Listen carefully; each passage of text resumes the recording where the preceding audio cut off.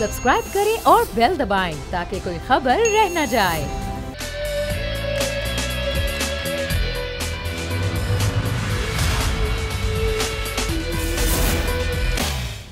बिस्मिल्लाहिर्रहमानिर्रहीम, अस्सलाम वालेकुम। प्रोग्राम में मैं सुमैया रिजवान आपको वेलकम कहती हूँ। नाज़रीन, आज मैं अपने प्रोग्राम का आगाज़ करूँगी कराची में अवामी मसाइल जो कि बढ़ते ही चले जा रहे हैं, चाहे वो महंगाई की सूरत में हो या दीगर मामलात की सूरत में। अगर मैं बात करूँ तो कराची में बल्कि पूरे सिंध में CNG की कीमत में इजाफा हो गया, दूसरी जानिब दूध की कीमतों में इजाफा हो गया। और दूध की कीमतों में ये इजाफा पहली दफ़ा नहीं है, इससे पहले भी कई दफ़ा इजाफा किया गया है, मनमाना इजाफा जो कि मुसलसल किया जा रहा है। अब जो इजाफा किया गया है तकरीबन आवाम की जेब पर फी लीटर 36 रुपए का डाका डालने की कोशिश की जा रही है। इतवार से जो फी लीटर की कीमत है उसमें 20 रुपए दोबारा से दूध जो है वो महंगा कर दिया जाएगा। लेकिन अफसोस की बात यह है कि इस पर कोई चेक एंड बैलेंस नहीं है। क्यों बार बार दूध की कीमतें बढ़ाई जाती हैं, इसके पीछे वजूहात क्या हैं, इसका सद्दबाब करने के लिए हमें इंतज़ामिया कहीं कोई हुकूमत नज़र नहीं आती। अगर हम बात करें तो CNG की कीमत भी बढ़ रही है। दूसरी जानिब कराची में ये कहा जा रहा है कि रेन एमरजेंसी है, कराची में किसी वक्त भी बारिश शुरू हो सकती है। लेकिन उससे पहले बिजली का एक बड़ा ब्रेकडाउन भी हो गया है। मसाइल का अंबार है कराची शहर में जो कि आवाम के लिए दर्द सर बन चुका है, चाहे वो अपने घर में रहें या घर से बाहर। कराची वालों के लिए मसाइल ही मसाइल हैं और इन मसाइल को हल करने के लिए कहीं कोई नज़र नहीं आता। दूध की कीमतें क्यों बढ़ रही हैं, LPG और CNG की कीमतें क्यों बढ़ रही हैं, कराची में बिजली का एक बड़ा ब्रेकडाउन क्यों हुआ है, बताने वाला कोई नहीं है। इन मसाइल को हल करना तो बहुत दूर की बात है। फिलहाल एक बड़े मसले पर पहले बात कर लेते हैं जो कि दूध की कीमतें हैं और ये कीमतें क्यों बढ़ रही हैं, इसके पीछे क्या वजूहात है, दूध की कीमतों में एक बड़ा इजाफा क्यों किया जाता है, इसी पर बात करेंगे। शाकिर उमर गुज्जर साहब हमारे साथ मौजूद हैं, चेयरमैन डेयरी एसोसिएशन। बहुत शुक्रिया आपका शाकिर साहब। कई दफ़ा मेरी आपसे प्रोग्राम में बात हुई है और आपने हमेशा कोई लॉजिकल एक रीज़न बताया है, लेकिन बार बार दूध की कीमतों में इजाफा, आप एक कीमत बताते हैं लेकिन जो एक इलाके का दूध बेचने वाला है उसकी अपनी ही कीमत होती है। मैं भी ज़ाहिर इस तमाम तरह सूरत हाल से गुजरती हूँ कि रोज़ाना दूध की एक बड़ी कीमत होती है, एक नई कीमत होती है। क्या वजह है, बार बार कीमतें क्यों बढ़ाई जा रही हैं? असल में जी, एक तो मैं अवामुन नास को ये बताना चाहूँगा कि वो हमसे हरगिज नाला ना हो, हम दूध की कीमतें हरगिज बढ़ाना नहीं चाहते। अच्छा, पर आप यकीन करें, देखिए अजनास की कीमतें अगर रोज बढ़ेंगी तो दूध की कीमतें भी रोज बढ़ेंगी। और मैंने आपको पहले भी अर्ज किया था, देखें बहुत सारी चीजें ऐसी हैं कि जो समझना जरूरी है। दूध की कीमतें मेरी या आपकी ख्वाहिशात पे या अवामुन नास की ख्वाहिशात की बुनियाद पर तो मुकर्रर की नहीं जा सकती।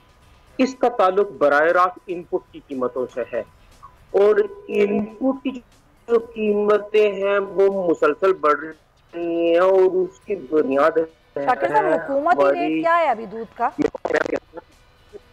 मेरी बात सुने प्लीज। देखिए, एक किसान भी अगर गंदम उगाता है तो वो साल के दाने अपने घर में रखता है, अपने घर के लिए।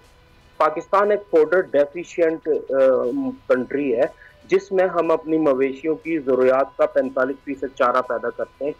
55% हम फोडर डेफिशिएंट है, वो कमी है हमारे पास। और यकीनन हमें गुजारा 45% में करना है या कुछ इम्पोर्ट करनी है। लेकिन तो जो हमें दूध मिलता है शाकिर साहब, वो तो पानी मिला दूध मिलता है ना। अगर चारे पे ही डिपेंड करना है कि चारे की कीमत बढ़ेगी तो बार बार दूध की कीमत बढ़ानी पड़ेगी। रेगुलेट तो हुकूमत ने दूध की कीमत की है ना सर। मेरी बहन, एक बात आप सुन लें, देखें दूध की कीमतें और अडल्ट्रेशन दो अलग मामलात हैं। या तो आप मुझसे दूध की कीमतों पे बात करें या अडल्ट्रेशन के ऊपर बात वो, और यकीनन मैं आपको एक मौका दूंगा बेहतर अंदाज में, पर मुझे कंफ्यूज मत करें, मेरा जवाब पूरा लें। सर मैं आपको कहाँ कंफ्यूज कर रही हूँ, मैं तो आपसे सवाल कर रही हूँ। चले मैं दोबारा आपसे आके बात करती हूँ। बड़ी खबर है, जिस तरह ये दूध का मसला ऐसे एक बहुत बड़ा मसला है बिजली का, क्योंकि जिस तरह मैंने अपने इंट्रो में बताया नाजरीन कि कराची में इस वक्त बिजली का एक बड़ा ब्रेकडाउन है। 80% इलाका है कराची के, 80% इलाके हैं जहाँ पर नहीं है बिजली के। इलेक्ट्रिक के 1400 फीडर स्ट्रिप कर गए हैं। शहर का 80% हिस्सा इस वक्त बिजली से महरूम है। क्या वजह है, कफील अहमद से जाने। कफील, क्या के इलेक्ट्रिक के तर्जुमान कोई मौक़िफ़ दे रहे हैं इस पर कि क्या वजह है इतनी बड़ी तादाद में क्यों हिस्से को बिजली से महरूम किया गया है? देखिए, नेशनल ग्रिड से जो है इस फनी खराबी जो है वो सामने आई है, जिसके बायस से और इसके अलावा जो जाम शुरू हाई टेंशन लाइन है वो ट्रिप कर गई, जबकि की इलेक्ट्रिक का जो बिन कासिम पावर प्लांट है वो भी जो है वो ट्रिप कर गया है। तो इस वक्त 1900 फीडर्स है, जिसमें से 1400 जो है वो ट्रिप कर गए और कराची का 80% इलाका इस वक्त बिजली से महरूम है। लांडी, मलीर, शाफैक, Orangi, new Karachi, north Karachi, PID colony, Liaquatabad समेत मुतादिद इलाके इस वक्त बिजली से महरूम है। मैं आपको बताता चलूं कि ये वो दावा है जो कि इलेक्ट्रिक ने आज से 4 माह कबल जो है वो प्रेस कॉन्फ्रेंस करके कहा था कि 900 मेगावाट एडिशनल कराची के लिए जो है वो जो मेगावाट है उसको ऐड किया जाएगा, जिसमें जो है वो जून में ऐड हो जाएगा। उस जून का अंदाजा भी इस बात से लगाएं कि ये मुताबिक बार जो है वो ट्रिप हो रहे हैं और एक बार फिर शहर का बड़ा हिस्सा बिजली से महरूम है। और अगर आप कोई ऐसा शख्स जो आम आदमी उस शहर का, अगर वो उसका बिल 10,000 रुपए आ जाए और वो उनके IBC ऑफिस जाए तो उसकी चप्पल गिर जाएंगे, उनके पाँव गिर जाएंगे, लेकिन वो बिल कम नहीं करा सकता। तो ये वो परफॉर्मेंस है जो आपके सामने है।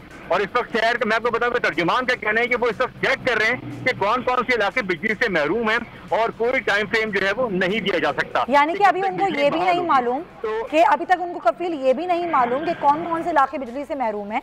जब उनको यही नहीं मालूम तो क्या उन्होंने ये बताया कि कितना टाइम लगेगा अगर ये फनी खराबी दूर करने में? देखिए, तर्जुमान का कहना ये है कि उन्होंने वो अभी चेक कर रहे हैं कौन कौन से इलाके बिजली से महरूम है, उनको इत्तलात अभी मौसूल हो रही है मीडिया के जरिए। अच्छा। तो अब आप अंदाजा कर सकते हैं NTDC जो है वो उसमें कुछ तात्तुल आया है वहाँ से कुछ अपना, लेकिन ताहम अभी तक टाइम फ्रेम नहीं दिया जा रहा है कि कब तक बिजली बहाल होगी शहर के अंदर। और एक बड़ा हिस्सा जो है वो कराची का महरूम है। तो ये कितना टाइम हो चुका है बिजली बंद हुए?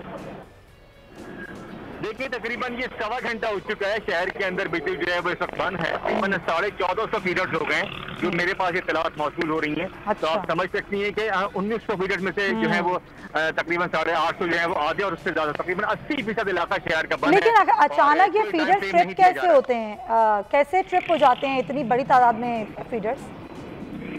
ये पूरा जाम शुरू की लाइन का मैं बताया कि उसके अलावा जो एक्स्ट्रा हाई टेंशन लाइन की वो ट्रिप कर गई और फिर इनका बिन कासिम पावर प्लांट जो कि इनका फंक्शन करता है वो भी सब ट्रिप कर गया। तो ये सिचुएशन है। और दूसरी जानिब ये कि जब तर्जुमान इस हवाले से कुछ बताने से कासिर है, वो अपने जो मीडिया को टिकट जारी कर रहे हैं, जिसमें जो है वो खुद कब सामने आएंगे वो तो नहीं पता, ताम जो उनके फिगर जब तक आए हैं उसके मुताबिक जो है वो ये तमाम चीजें ऐसा ही है। और हमने भी पूरी कोशिश की नाजरीन के तर्जुमान की इलेक्ट्रिक से हम बात कर सकें, उनका मौक़िफ़ ले सकें कि भाई क्या वजह है इतना बड़ा हिस्सा कराची का बिजली से महरूम है, वो अपना मौक़िफ़ दें।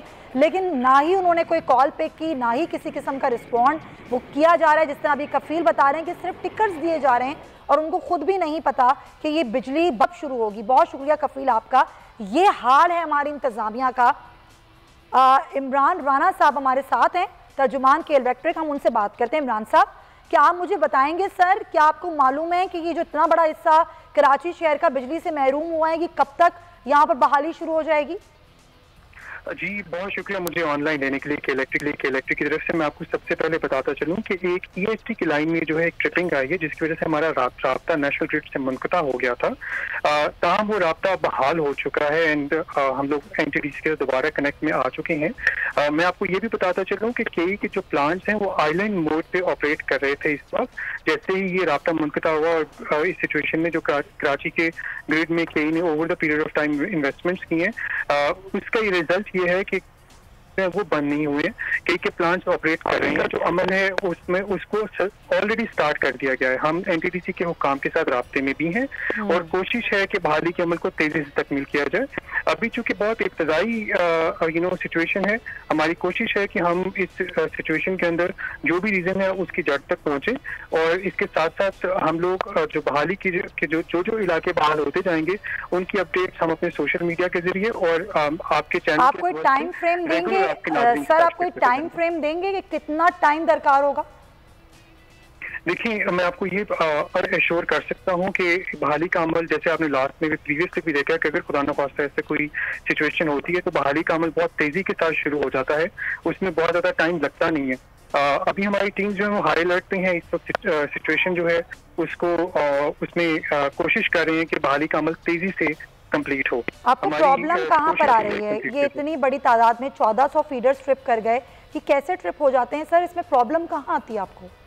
जी, जैसे मैंने आपसे कहा है कि ईएसटी की जो एक लाइन है उसमें एक ट्रिपिंग आई थी, जिसकी वजह से राब्ता हमारा जो है नेशनल ग्रिड से मुनक़ता हो गया था।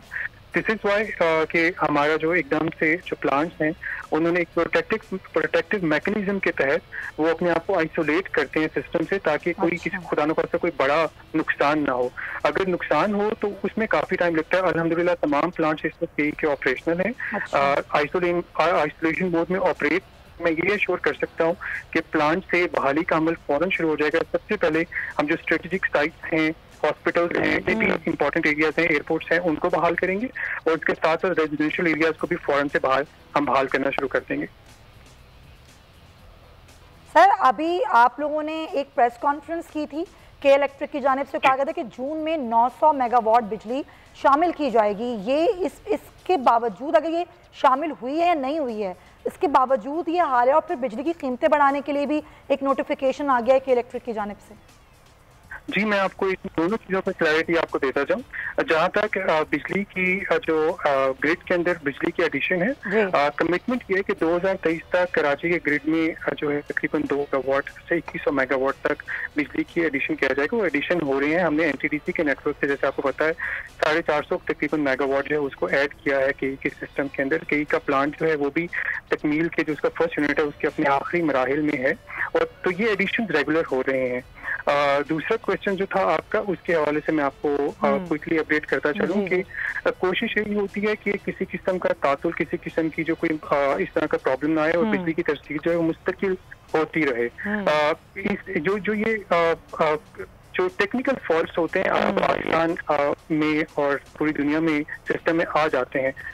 कोशिश ये की जाती है कि हमारी साइड से कि कभी इस तरह की कोई प्रॉब्लम आती है तो जो हमने over the period of time investments करके सिस्टम को इम्प्रूव किया है, उसकी वजह से जो बहाली का अमल है उसको बड़ी तेजी से जो है उसको तकमील। इमरान साहब, सॉरी टू इंटरप्ट यू, आप पूरी दुनिया की मिसाल दे रहे हैं। जितना यहाँ पर सिस्टम कोलैप्स करता है, जितना ज़्यादा तातुल यहाँ होता है, ख़ास तौर पर अगर कराची की बात करें तो कहीं और नहीं होता। कोई सोल्यूशन है, किसी सोल्यूशन की जानिब आप लोग जा रहे हैं कि ये मसला ना हो?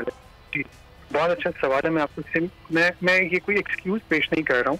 अभी यूएस के अंदर यूनाइटेड स्टेट्स में एक हरिकेन आया था जिसकी वजह से न्यू ऑरलीन्स की 100% ग्रिड आउट हो गया था। लेकिन ये कोई रीजन नहीं है कि हम इसको जस्टिफिकेशन के तौर पर पेश करें। ये ट्रिपिंग्स जो है दुनिया में हो जाती हैं, सिस्टम है।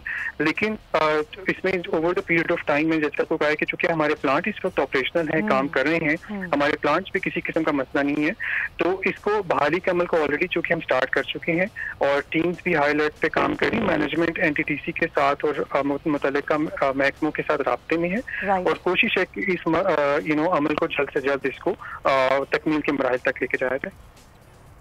होपफुली ऐसा ही हो। इमरान साहब, बहुत शुक्रिया आपका।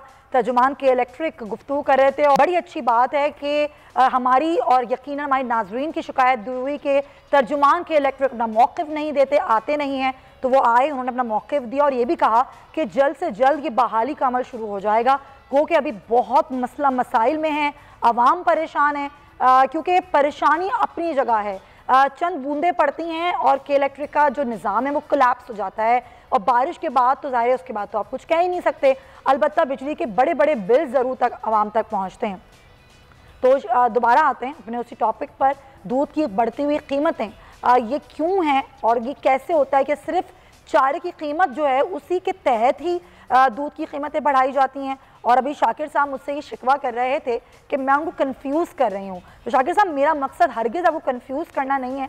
सवाल मैं आपसे सिर्फ सीधा साधा सा कर रही हूँ कि अगर चारे की कीमतें बढ़ती हैं, मिसाल के तौर पर अगर चारे की कीमत 5 रुपये 10 रुपये बढ़ती है तो उससे दूध की कीमत में 20 या 30 रुपये का इजाफा क्यों किया जाता है? हुकूमत की मुकर्रर करदा कीमतों पर दूध क्यों नहीं बेचा जाता?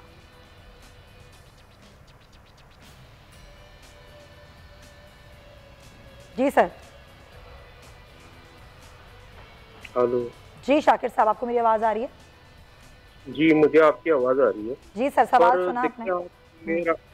मेरा मौक़िफ़ आप अगर लेने की कोशिश करेंगी तो मुझे प्लीज बीच में आप अपनी पर्चियों के रुख किसी और तरफ कर लीजिएगा। क्या सर? मैं आपको सॉरी क्या कहा आपने सर? मैं समझी नहीं। मैंने कहा कि आप मेरा मौक़िफ़ पूरा लें और उसे सही अंदाज में अवामुन नास के सामने रखें। आप बीच में इंटरप्ट करती हैं तो मैं कंफ्यूज सर। ये भी एक बहुत बड़ा इशू है, आप जानते हैं इस बात को कि बिजली का बहरान एक बहुत बड़ा इशू है, आप भी इससे गुजर रहे होंगे। उस पे नहीं मैं कह रहा हूँ, आप जब मैं बोलता हूँ तो आप बीच में फिर जब बोलती हैं तो मैं कंफ्यूज हो जाता हूँ। तो अब मैं आपको बता दूंगी पाकिस्तान आगे बढ़ेंगे प्रोग्राम में और अहम मसला है ताजरों का।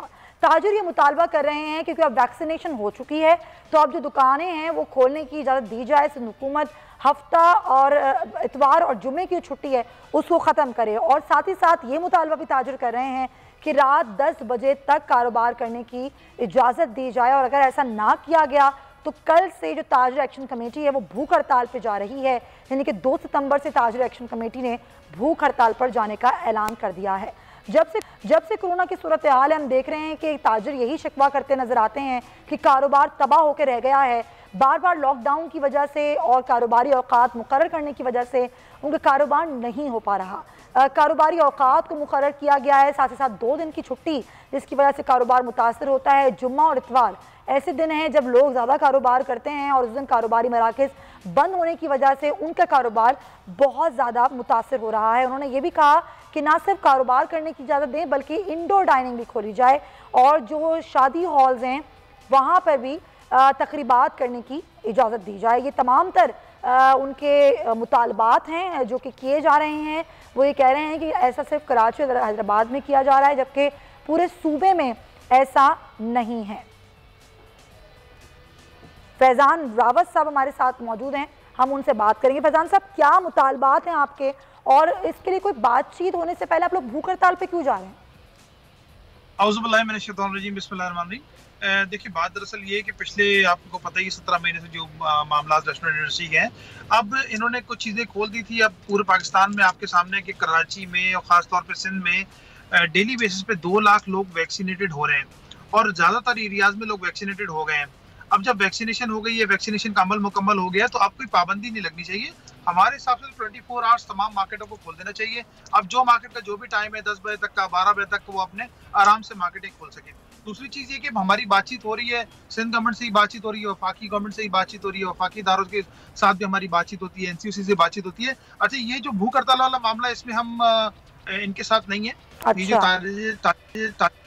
कर रही है, बेसिकली हमने तो जो डिमांड की है वो और इतवार को जो आपने सेफ डे के तौर पे दिया उसको खत्म किया जाए, क्योंकि वो उसी वजह से दिया हुआ था कि जब आपके लोग वैक्सीनेटेड नहीं थे। कराची में, सिंध में टोटल मिला के 2-2.25 लाख लोग डेली वैक्सीनेटेड हो रहे हैं।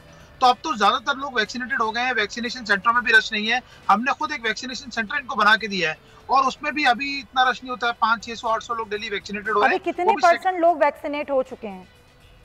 देखिए, इस वक्त पूरे कराची और सिंध को अगर ले लें तो एज वाइज अगर 18 साल से ऊपर जो अलाउ किए थे उन्होंने, 60% लोग वैक्सीनेटेड हो चुके हैं, 60-65% लोग। अब जो बाकी जो लोग रह गए हैं, जो चीजें रह गई हैं, वो अलग सिस्टम में है। लेकिन ये जो परसेंटेज लीजिए 18 साल से ऊपर की, तो 70% से ऊपर हो गए। काफी एरियाज में, साउथ का हमने डाटा लिया था, 70% एरिया लोग वैक्सीनेटेड हो गए। जब वैक्सीनेशन हो चुकी है, इसी वजह से आपने पाबंदियां लगाई थी कि लोग वैक्सीनेटेड नहीं है और रेशियो बढ़ रहा है। अभी तो आज 7% का रेशियो है, आज 7% के रेशियो पे तो खोल देना चाहिए।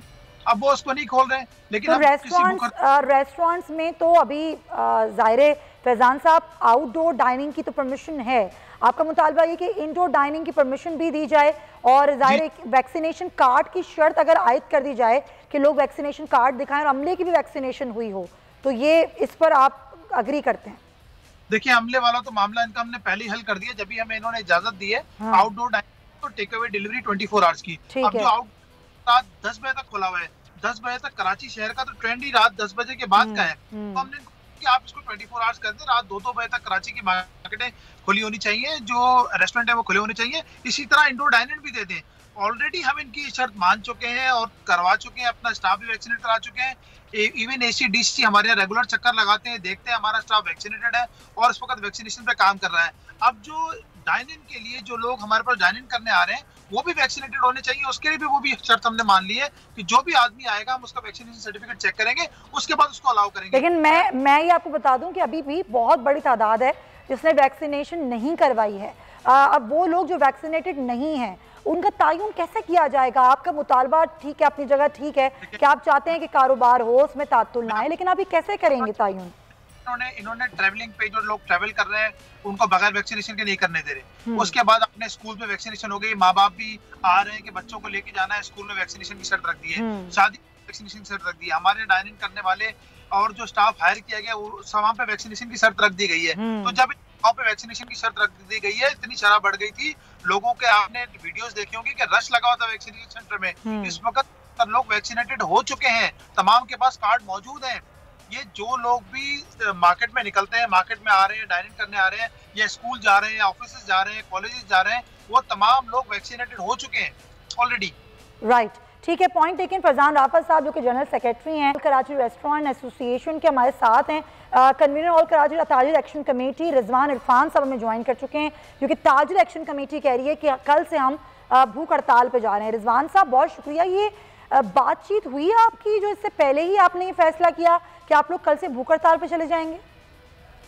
बातचीत कहाँ करने को तैयार हैं, बातचीत तो हमने रिक्वेस्ट भी की, कॉलें भी की, कोई जवाब नहीं आया, उसके बाद ही हमने फैसला किया है। अच्छा, हम भूख हड़ताल पे जा रहे हैं। आपने कॉल्स की, आपने खत लिखे, आपने मिलने की कोशिश की, लेकिन सिंध हुकूमत कोई रिस्पॉन्ड नहीं कर रही है आपको? बिल्कुल कोई रिस्पॉन्स नहीं कर रही है। मैं मिनिस्टर साहिबान को कॉल भी की, मैंने जो मुताल्लिका मिनिस्टर है उनको भी कॉल की, लेकिन कोई जवाब देने को तैयार नहीं है। सही सर, अपने मुतालबात दोहरा दें, अपने मुतालबात दोहरा दें आप यहाँ पे। देखिए, मुतालबात हमारा यही है कि कराची में जो है 44% लोगों ने वैक्सीन करा ली है, डिस्ट्रिक्ट साउथ में 86% लोगों ने वैक्सीन करा ली है, 77% जो है ईस्ट में लोगों ने वैक्सीन करा ली है। तो अब क्यों नहीं खोलते? आपने इंटीरियर सिंध में जो है एक दिन छुट्टी खत्म कर दी है और वो जो है वहाँ 10 बजे तक का टाइम कर दिया आपने, और वैक्सीन तो वहाँ इतनी नहीं हो जितनी हमारे यहाँ कराची में वैक्सीन हो गई है। और वहाँ आप जो है इंडोर रेस्टोरेंट भी खोल रहे हैं SOP के हिसाब से 50% कैपेसिटी की, जो वैक्सीनेट है। हमारे लोगों ने तो 80 है, क्यों उनको नहीं कारोबार करने दे रहे? क्यों आप रोक रहे हैं? तो आपको क्या लगता है क्यों रोक रहे हैं? क्यों रोक रहे हैं, आपको क्या लगता है? मेरी समझ से बालातर है, क्यों रोक रहे हैं? क्या कराची के साथ कोई दुश्मनी निकाली जा रही है? क्या सिलसिला है? मेरे समझने को तैयार नहीं है। सबसे ज्यादा कराची रेवेन्यू देता है वफाक को 70% और 98% सिंध को, उसके बावजूद ये हाल है कि कोई सुनने को तैयार नहीं है। रिजवान साहब, ये जो सेफ डे हैं, जिस तरह कराची में 2 दिन सेफ डेज के तौर पे हैं, पूरे पाकिस्तान में ऐसे ही है, मुख्तलिफ शहरों में 2 रोज के लिए कारोबार बंद होता है। तो आपको ऐसा क्यों लग रहा है कि सिंध हुकूमत आपके साथ नाइंसाफी कर रही है? देखिए, सेफ डे की जो बात की आपने, कराची और हैदराबाद में 2 दिन सेफ डे कर रहे हैं, बाकी इंटीरियर सिंध में 1 दिन सेफ डे कर रहे हैं। इन्हीं के नोटिफिकेशन को बता रहा हूँ मैं आपको। मैं तो पूरे पाकिस्तान की बात कर रहा हूँ। बिल्कुल सही, नहीं, मैं भी ये बता रहा हूँ कि कराची सिंध से अलग तो नहीं है, कराची हैदराबाद सिंध से अलग तो नहीं है, सही है, वो सिंध के अंदर ही आते हैं ना। तो वहाँ आप 1 दिन क्यों छुट्टी खत्म कर रहे हैं? यहाँ भी 1 दिन छुट्टी खत्म कर सकते हैं। आप समझ सकती हैं कि हफ्ते में 8 दिन कारोबार बंद होता है हमारे यहाँ। हमारे दुकानदार किस तरह किराया निकालेंगे? जो वो लोग सैलरी निकाल नहीं पा रहे, जो लोग किराएदार हैं वो जो है किस तरह कारोबार करेंगे? ताजिरों का कितना नुकसान है अब तक रिजवान साहब? मैं अरबों रुपए नुकसान हो चुका है, सिर्फ नुकसान ही दुकानदारों का हुआ है। यहाँ हमारे यहाँ सैकड़ों की तादाद में दुकानें बंद हो गई। जो दुकानदारों के जो लोग मजदूर काम करते थे उन्होंने 50% कैपेसिटी कम कर दी है। जो वो बेरोजगार होंगे, क्या हाल होगा? आप समझ सकती हैं। हम एक हद तक तो यह नुकसान कर सकते हैं ना, जो नुकसान कर सकते थे उन्होंने 50% नुकसान किया। अब जो है वो दुकानें बंद कर रहे हैं।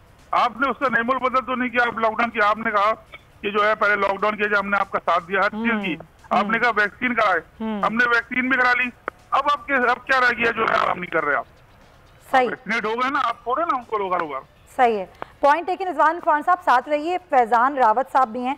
फैजान साहब, आप लोग क्या कल की इस हड़ताल में ताजिर एक्शन कमेटी का साथ देने जा रहे हैं? नहीं, ताजिर एक्शन कमेटी में हम इनके साथ नहीं है इस हड़ताल के मामले में, भूख हड़ताल के मामले में, क्योंकि ऑलरेडी हमारे पास काफी, जब हमने बात की इनसे, तमाम मामला तय किए, उसके बाद जो है वो हमारी तमाम चीजें खुलना शुरू हो गई ना।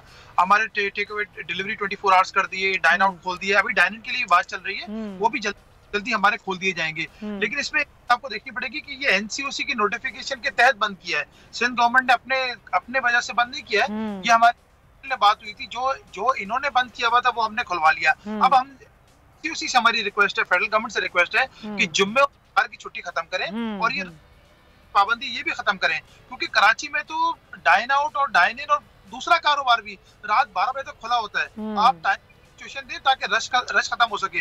देखिए बातचीत से तमाम मामले आज तक हल होते आए हैं और आज भी हम इनसे आगे जाके भी हम इनसे बातचीत ही करेंगे। पिछले 2-2.5 महीने से हम इनसे बातचीत कर रहे हैं और रेगुलरली हमने इनसे अपने मतलब के फैसले करवा लिए। अच्छा, वो भी हम करा लेंगे इंशाल्लाह। अच्छा, बात हुई है नासिर साहब से बात हुई है इस सिलसिले में, उन्होंने यही बोला कि एनसीओसी ने जो फॉर्मेट दिया हुआ है असल में 10% से ऊपर शरारती परसों, तो नोटिफिकेशन निकला आज 7% है। आज हम कल ना सिर्फ शराब 7% है बल्कि रोजाना की तादाद 100 लोग जो हैं रोजाना अपनी जान गंवा रहे हैं। तो सिचुएशन इतनी अच्छी नहीं है। रिजवान इरफान साहब देखें, वैक्सीनेशन करवा लिए बिल्कुल ठीक है, लेकिन आप भी जानते हैं कि बहुत सारे लोग वैक्सीनेटेड लोग जो हैं इस डेल्टा वायरस का शिकार हो रहे हैं। ये बहुत ख़तरनाक वायरस है और इसी के तहत जो है हुकूमत ये फैसले ले रही है। आपको यहाँ पर क्या लगता है कि गलती कहाँ हो रही है? ये ऐसा आपको क्यों लगता है कि यहाँ पर सौतेला सलूक किया जा रहा है ताजरों के साथ, वायरस नहीं है, ऐसा क्यों फील होता है आपको? देखिए, आप जो बता रही है 85% जो लोग जिन्होंने वैक्सीन नहीं कराई वो इस मर्ज की वजह से इंतकाल कर रहे हैं। नहीं, इंतकाल नहीं कर रहे हैं, वो वैक्सीनेटेड लोग भी मुतासर हो रहे हैं कोरोना से। बिल्कुल मुतासर हो। ये इसमें कोई ये नहीं है कि वैक्सीनेट जो है आप कंफर्म है कि आप मुतासर नहीं हो सकते, लेकिन जो है जो लोगों के जो शरह अमवात है वो रुक सकती है।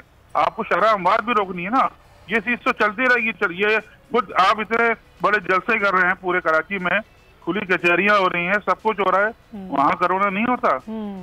सिर्फ कराची कोरोना होता है। हमने तो वहाँ मार्केटों में सबसे पहले वैक्सीन कराई, तो वैक्सीन कराने के बाद अब क्या हमें बता दें, हमें पता तो चल जाए क्या क्या पाबंदियां करने। ये फैजान राफत साहब तो कह रहे हैं कि हमें जो मनवाना था काफी हद तक हम मनवा चुके हैं सिंध हुकूमत से। आपकी बात क्यों नहीं मानी जा रही? वो बात मनवाने वाली जो बता रहे हैं वो क्या बात जो है बनवा सके। वो जो इंडोर आप रेस्टोरेंट है वो तो बंद पड़े है ना, खुद ही वो उनका कहना यही है, और शादी वाला इंडोर भी बंद है। जो हम तो वही चीज कह रहे हैं जो नोटिफिकेशन में हुकूमत सिंध ने निकाला है इंटीरियर सिंध के लिए, हम वही चीज मांग रहे हैं उनसे। और वो वैक्सीनेशन मैं आपको बताता हूँ, वैक्सीनेशन कराची और हैदराबाद सबसे ज्यादा हुई है, वहाँ तो कम हुई है। वही चीज हम मांग रहे हैं ना, हम तो कोई और चीज नहीं मांग रहे। चलें ठीक है, आप कह रहे हैं कि 44% जो हैं वैक्सीनेशन करवा चुके हैं। अब क्या मसला है? अब ये कारोबार 2 दिन क्यों बंद किया जा रहा है? रात 10 बजे तक का वक्त दिया जाए, बल्कि आपके मुताबिक रात 10 बजे तक का है ही नहीं। आप लोग तो कह रहे हैं कि 24 आवर्स, जिस तरह पहले होता था कि रात 2 बजे तक 12 बजे तक कारोबार भी खोला जाए, रेस्टोरेंट्स भी खोले जाएं, या 8 बजे की और 10 बजे की शर्त ख़त्म की जाए। ये मुतालबा जो रेस्टोरेंट्स मालिकान हैं उनका भी है और ताजरों का भी ये मुतालबा है। लेकिन सिचुएशन क्या है? वायरस की अभी सिचुएशन क्या है? कितने मरीज़ हैं जो कि रोज़ाना पॉजिटिव आ रहे हैं? वैक्सीनेशन की क्या सिचुएशन है? डॉक्टर सईद साहब हमें ज्वाइन करें, उनसे बात करेंगे। डॉक्टर साहब बहुत शुक्रिया आपका। सर, आपके पास क्या डाटा है? क्योंकि ज़ाहिर ओजा कैंपस एक बड़ा कैंपस है, यहाँ पर बहुत बड़ी तादाद में लोगों को वैक्सीनेट किया जाता है। कितनी तादाद में लोग वैक्सीनेट हो रहे हैं और शरह क्या है पॉजिटिव केसेस की? जी अस्सलाम वालेकुम, बहुत बहुत शुक्रिया प्रोग्राम में मदऊ करने का। वैक्सीनेशन तो अल्हम्दुलिल्लाह काफ़ी तेज़ी से जारी है, लेकिन मज़ीद इसमें तेज़ी की ज़रूरत है। अब तक तकरीबन 5 करोड़ से ज़्यादा लोग पाकिस्तान में वैक्सीनेट हो चुके हैं, और इस शरह से अगर मज़ीद हम वैक्सीनेशन की प्रोसेस मज़ीद बढ़ा लें तो इसमें बड़ी बेहतरी आ सकती है, और हमें इसको कंटिन्यू रखना चाहिए। काफ़ी मसले मसाइल हैं, काफ़ी लोगों को कंप्लेन भी होंगी, लेकिन इस बीमारी का वाहिद हल जो है वो वैक्सीनेशन में है। इसके अलावा हमारे पास कोई चारा नहीं है। गवर्नमेंट, फेडरल और सिंध गवर्नमेंट मुसलसल कोशिशें कर रही हैं कि vaccine free of charge provide कर रही है, फैसिलिटेशन कर रही है। तो आवाम को चाहिए कि बिला खौफ व खतर और बगैर शुशु पंच के वैक्सीनेशन। एक डॉक्टर होने की हैसियत से आप क्या समझते हैं सर? वैक्सीनेशन चले कुछ % हुई है, उतनी तो नहीं है जितनी की होनी चाहिए। इस सूरत हाल में क्या कारोबारी मराकज़, रेस्टोरेंट्स, तमाम चीज़ें खुल जानी चाहिए? अब जो सूरत हाल अभी रखी है सिंध हुकूमत ने वही रहनी चाहिए। आप एक डॉक्टर के हैसियत से क्या समझते हैं? इसकी मिसाल ऐसी है कि हर जगह फायरिंग हो रही है, और आप अपने आप को महफूज कराने के लिए या तो आप SOPs पे अमल करें या वैक्सीन करवा लें। दोनों में से एक चीज़ आपके पास लाजमी होनी चाहिए। जबकि वैक्सीनेशन पूरी तरह कंप्लीट नहीं है तो एहतियात या SOPs पे अमल करना जो गवर्नमेंट मुसलसल कोशिश कर रही है उसको इंश्योर होना चाहिए। यानी कि आप कह रहे हैं कि अगर SOP पर अमल किया जाए तो कारोबार भी हो सकता है, तफरी भी हो सकती है, ये सब कुछ खुल सकता है।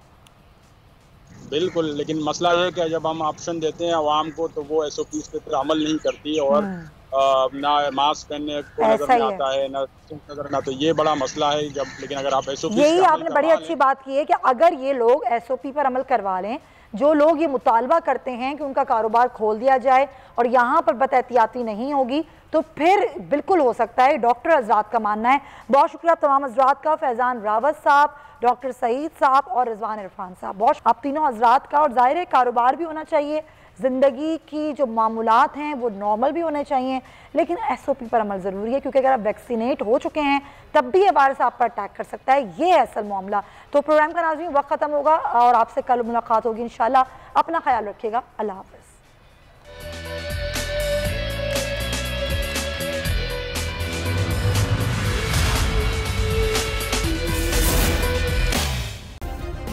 सब्सक्राइब करें और बेल दबाएं ताकि कोई खबर रह न जाए।